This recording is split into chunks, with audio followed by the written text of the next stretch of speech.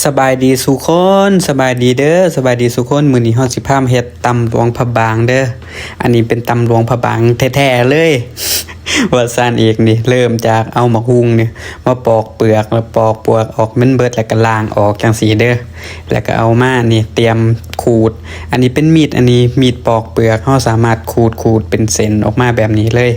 ขูดเอาตามเฮาพอเลยตามใดที่เฮามักเนาะ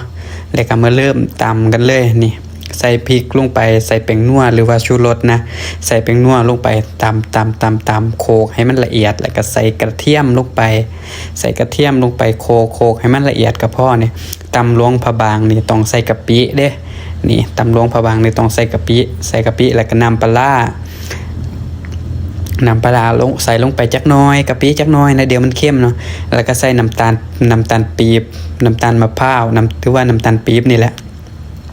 ใส่ลงไปแล้วก็โคเล่ตำให้มันเข้ากันให้น้ำตาลกับกะปิมันละลายเนาะ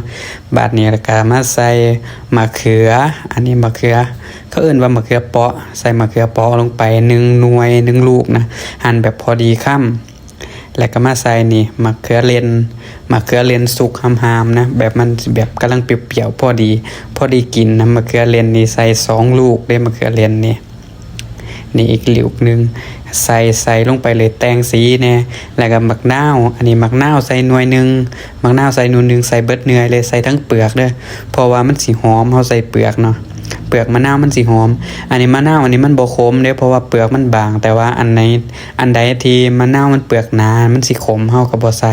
แต่ว่ามะนาวแบบนี้มันกินได้ทั้งเปลือกเพราะว่าเปลือกมันบ่ขมใส่เพิ่มความหอมลงไปนี่บีบเข้าไปเลยหลังจากนั้นก็โคเล่อีกรอบนึงเด้อโคเล่จังซี่แหละแล้วก็ใส่นี่ถั่วฝักยาวเมื่อกี้เฮาลืมใส่ถั่วฝักยาวนี่เฮามาใส่ตอนหลังใส่บักถั่วลงไปเพื่อความกรอบความแซ่บของตำหลวงพระบางของเฮาเนาะมาตอนนี้แล้วมีไผเคยกินหรือว่ามีไผเคยเฮ็ดแน่บ่คอมเมนต์มาแน่เด้อนี่หลังจากนั้นเฮาได้มาทัวลงไปแล้วก็โคเล่อีกรอบเนาะ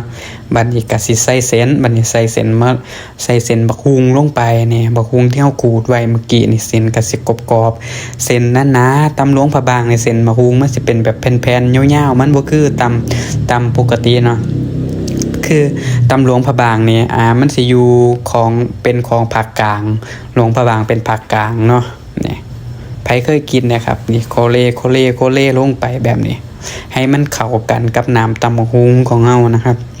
เท็กเจอร์ของตำหลวงพระบางมันก็สิแตกต่างกับตำบักหุ่งทั่วไปกินก็สิหอมกะปินี่ตำแล้วเรียบร้อยแล้วก็มาเทลงถาดของเฮาน้ำแน่นเป็นน้ำพักเด้อเมื่อกี้บ่เป็นหยังนี่เฮาก็เทลงไปเลยใส่จานใส่ถาดของเฮาอันนี้เฮากินผู้เดียวได้นี่ตำหลวงพระบางของเฮาเป็นจังไดทุกคนมาเบิ่งฮอนนี่แล้วเป็นตะกินอยู่บ่ใครเคยกินอะไรก็ฝากคอมเมนต์เด้อครับ